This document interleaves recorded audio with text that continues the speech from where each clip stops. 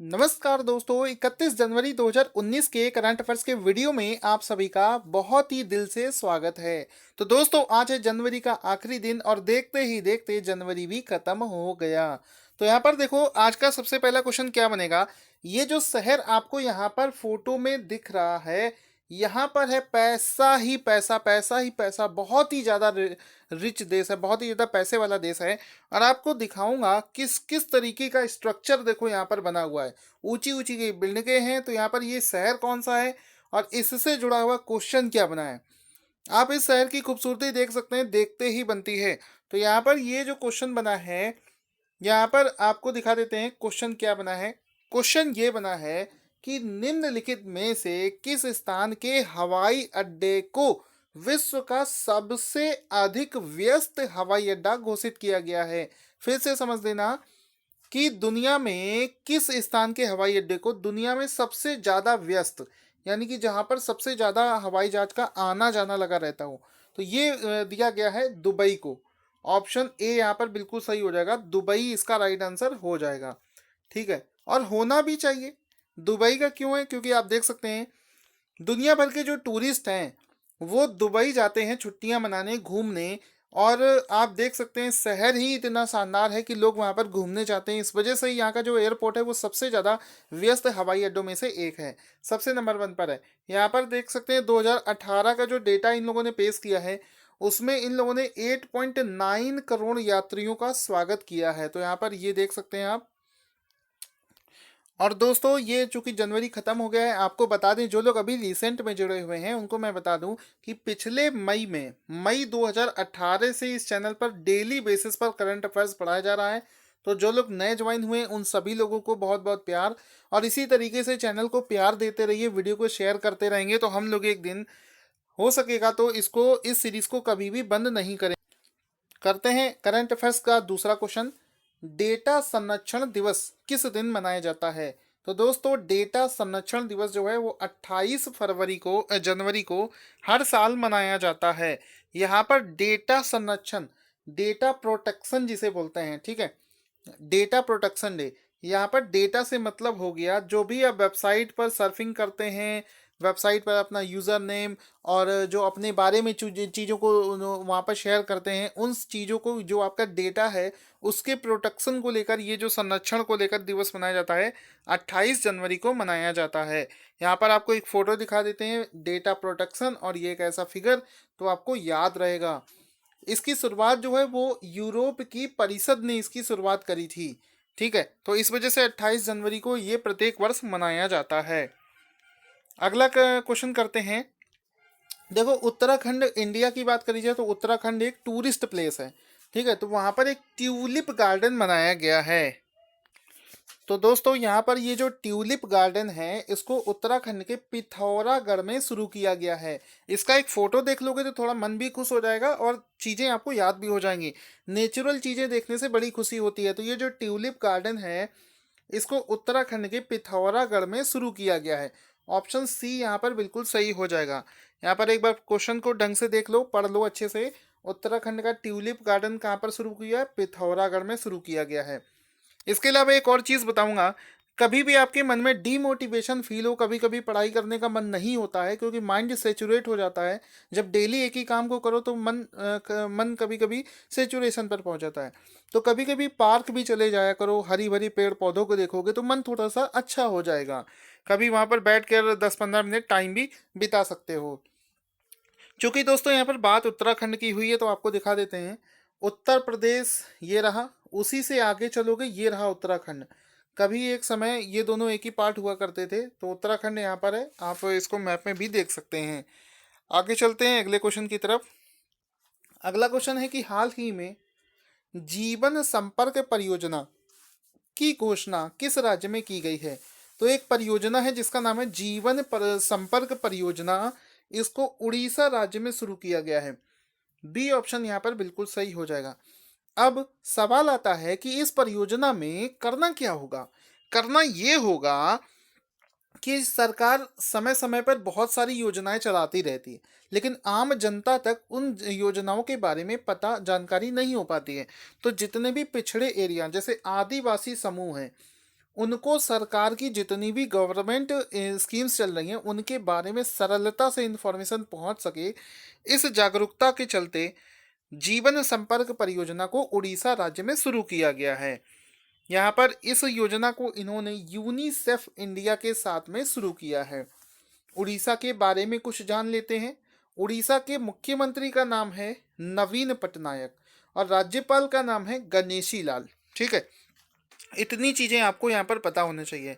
अब देखो उड़ीसा का मैप देख लो। उड़ीसा, ये लाल कलर से जो आपको मैप दिख रहा है ये है उड़ीसा के राज्य का यहाँ पर। इसके अलावा उड़ीसा के राज्यपाल का नाम आप लोग कमेंट करके बताना।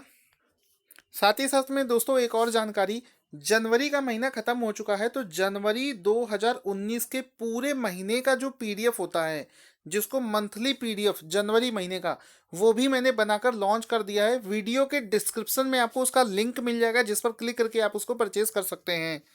अगला क्वेश्चन है कि पाकिस्तान ने किसे अपनी पहली महिला हिंदू सिविल जज नियुक्त किया है? तो पहली महिला हिंदू हिंदू इस चीज पर ध्यान देना, बनाया गया है सुमन कुमारी को। सुमन कुमारी ने एक ट्वीट भी किया था जिसमें वो अपने पिता के साथ में हैं, उनके पिता उनको कॉन्ग्रेचुलेट कर रहे हैं। आप फोटो भी देख सकते हैं, ये फोटो आपने देखा होगा, अलग अलग वेबसाइट पर दिखाया जा रहा है। तो यहाँ पर क्या हुआ है कि पाकिस्तान में किसी हिंदू को अगर कोई पद मिलेगा तो ये क्वेश्चन बनता है, क्योंकि पाकिस्तान क्या है, मुस्लिम देश है, और वहीं पर जो पहली महिला हिंदू सिविल जज बनी है सुमन कुमारी, इस वजह से ये क्वेश्चन इंपॉर्टेंट बना है। अगला क्वेश्चन है, राउंड द वर्ल्ड नाम से एक नौका कंपटीशन हुआ था, नौका रेस हुई थी, उस प्रतियोगिता में किस खिलाड़ी ने जीत लिया है? तो एक व्यक्ति है जिनका नाम है जीन ल्यूक। नाम थोड़ा सा अजीब लग रहा होगा, याद कर लो किसी तरीके से। जीन ल्यूक नाम के व्यक्ति ने राउंड द वर्ल्ड नौका प्रतियोगिता को जीत लिया है। यहाँ पर आप इनको फोटो दिखा देते हैं, कुछ नाम भी दिखाई है मैंने, सो दैट आपको लंबे समय तक ये चीज़ें याद रहें। आगे चलते हैं। बहुत ही अच्छा क्वेश्चन, क्वेश्चन ये है कि भारत के पूर्व रक्षा मंत्री का नाम बताइए जिनका हाल ही में निधन हो गया है। तो यहाँ पर इनका नाम है जॉर्ज फर्नांडिस। जॉर्ज फर्नांडिस जो हैं वो भारत के पूर्व रक्षा मंत्री रहे हैं, जिनका हाल ही में निधन हुआ है। इनका फोटो एक दिखा देते हैं। ये एक्चुअली में जब इन्होंने राजनीति में कदम रखा था उस समय ये ज़्यादा फेमस नहीं थे। ये फेमस कब से हुए, पूरा भारत इनको उस दिन जाना था 1974 में। रेलवे की एक बहुत बड़ी हड़ताल हुई थी, मतलब इतनी बड़ी हड़ताल थी कि वो दिन इतिहास के रूप में जाना जाता है 1974 में। और वो जो रेलवे की हड़ताल हुई थी उसके जो मेन लीडर थे वो थे जॉर्ज फर्नांडिस। उसके बाद में इनको जनता का बहुत ज़्यादा समर्थन मिला था और ऑल ओवर इंडिया इनको रिकॉग्निशन भी मिली थी। ऐसा माना जाता है कि 1974 में जो रेलवे की हड़ताल हुई थी उससे 15 लाख कर्मचारी हड़ताल पर चले गए थे। ऐसा लग रहा था जैसे पूरा देश जो है वो थम सा गया हो। तो इस वजह से दो तीन चीज़ें और बताऊंगा। जैसे जब पाकिस्तान के साथ में कारगिल युद्ध हुआ था उस समय भी ये रक्षा मंत्री थे, और जो पोखरण का न्यूक्लियर टेस्ट हम लोगों ने किया था छिपके से, उसमें उस दौरान भी फर्नांडिस ही देश के रक्षा मंत्री थे। तो ये भी आपसे यूपीएससी में पूछा जा सकता है।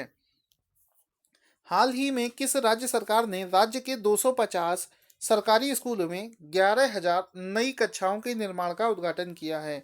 तो यहाँ पर दिल्ली सरकार ने 250 सरकारी स्कूलों में 11,000 नई कक्षाएं यानी कि क्लास का उद्घाटन किया है। तो ऑप्शन डी यहाँ पर बिल्कुल सही हो जाएगा। यहाँ पर आपको सरकारी स्कूलों का फोटो भी दिखा दें तो कम से कम आप लोग नाराज नहीं होंगे कि चलो सर ने फोटो दिखा दिया, याद करवा दिया, बाकी आपकी टेंशन है। तो यहाँ पर चीज़ों को समझते चलना, याद करते चलना। ये वाला क्वेश्चन हम लोग कर चुके हैं, दुबई वाला। अगला क्वेश्चन करते हैं। देखो यहाँ पर एक सुपर बग था, एक सुपर बग है, उस पर क्वेश्चन ये बना है कि भारत में 11 साल पहले मिले एक सुपर बग से जुड़े जीन जिसका नाम है BLANDM1 की किस स्थान पर पहचान की गई है? तो यहाँ पर इसकी पहचान नहीं हो पा रही थी जो कि आर्कटिक में मिली है। देखो अच्छे से समझो, क्या हुआ था कि एक सुपर बग मिला था भारत को। वो जो सुपर बग था उसको जब उन लोगों ने जांच किया तो पता चला कि ऐसा सुपर बग भारत में कहीं पर भी नहीं मिल रहा है। लेकिन 11 साल बाद अभी आर्कटिक में एक सुपर बग मिला है जो कि उसी सुपर बग से मैच कर दिया है। तो ऑप्शन सी यहाँ पर बिल्कुल सही हो जाएगा। अब एक मन में सवाल आता है कि सर ये सुपर बग होता क्या है। सुपर बग एक्चुअल में एक बैक्टीरिया होती है। ऐसी फोटो आपने बहुत बार देखी होगी नेट पर, ये इस तरीके की। ये क्या होते हैं, सेल्स होते हैं, सेल्स, बॉडी सेल्स जो होते हैं, उन्हीं बॉडी सेल्स में एक बैक्टीरिया होता है जिससे हम लोगों को बीमारी हो जाती है। तो क्या होता है कि बैक्टीरिया जब खतरनाक हो जाता है तो उसको बग बोलते हैं। और एंटीबायोटिक नाम की दवा अगर हमें दे दी जाए तो वो बग खत्म हो जाता है। लेकिन जब वो बग और खतरनाक हो जाता है तब उसको सुपर बग बोलते हैं। सुपर बग क्या होता है, ऐसा बैक्टीरिया जिस पर एंटीबायोटिक्स का भी कोई असर ना हो, उसे कहते हैं हम लोग सुपर बग। ठीक है। तो ये सुपर बग खुद से कोई बीमारी नहीं पैदा करता है, बल्कि आपके शरीर में पहले से जो बीमारी होती है उसको और ये खतरनाक बना देता है। तो इस तरीके से सुपर बग का फोटो आपने देखा होगा। अगला क्वेश्चन है, भारत की क्रिकेट टीम में ने किस देश की टीम के खिलाफ 10 वर्ष बाद उसके ही घरेलू मैदान पर सीरीज जीत ली है। तो अभी भारत ने कुछ दिन पहले ऑस्ट्रेलिया को हराकर उन्हीं के घर में जाकर उनको हराया था। अभी रिसेंट में न्यूजीलैंड को उन्हीं के घर पे जाके हराया है। तो यहाँ पर डी ऑप्शन बिल्कुल सही हो जाएगा। तो ये तो थे आज के क्वेश्चन। अब सर शुरू करते हैं करंट अफेयर्स का रिवीजन। उससे पहले बता दूं, जनवरी का पूरा जो महीने का मैगजीन है वीडियो के डिस्क्रिप्शन से ले लेना और टेलीग्राम को जरूर ज्वाइन करना। देखो प्रश्न ये है कि ऑक्सफोर्ड डिक्शनरी ने किस शब्द को Hindi word of the year 2018 घोषित किया है। जल्दी से इसका आंसर कमेंट बॉक्स में दे देना। आज का दूसरा प्रश्न है कि आईसीसी ने अभी किसी भारतीय बॉलर को प्रतिबंधित किया है, उस भारतीय बॉलर का नाम क्या है। दुनिया के टॉप 100 ब्रांड्स में भारत का एकमात्र ब्रांड कौन सा शामिल किया गया है। अभी जो 26 जनवरी को परेड हुई थी उसमें किस राज्य की झांकी को सर्वश्रेष्ठ झांकी का पुरस्कार मिला है। तो जल्दी से चारों क्वेश्चंस का आंसर दे देना। मेहनत करते रहना, मेहनत में कमी नहीं होनी चाहिए। बाद में आपको रिग्रेट ना हो लाइफ में कि आपने मेहनत नहीं कर पाई। इसी वजह से कहता हूँ, जितनी शरीर के अंदर एनर्जी है, जितनी शरीर के अंदर ताकत है, सब कुछ झोंक दो।